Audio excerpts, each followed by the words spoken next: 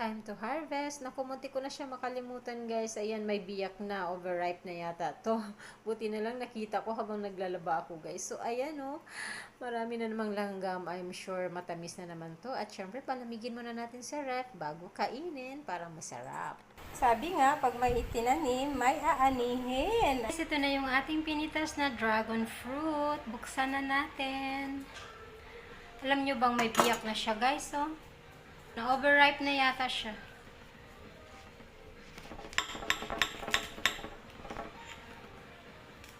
Yes! Pulang-pula, guys. Ayun. Tanggalin natin yung hiwa ng biyak.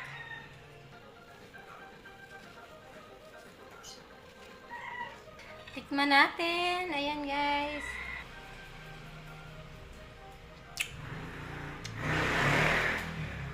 Sarap talaga. Papatikimin ko yung mga friends ko, guys.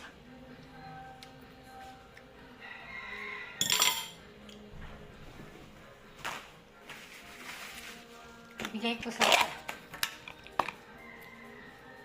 papatikimin ko yung aking friend. Para alam nilang nagsasabi ako ng totoo.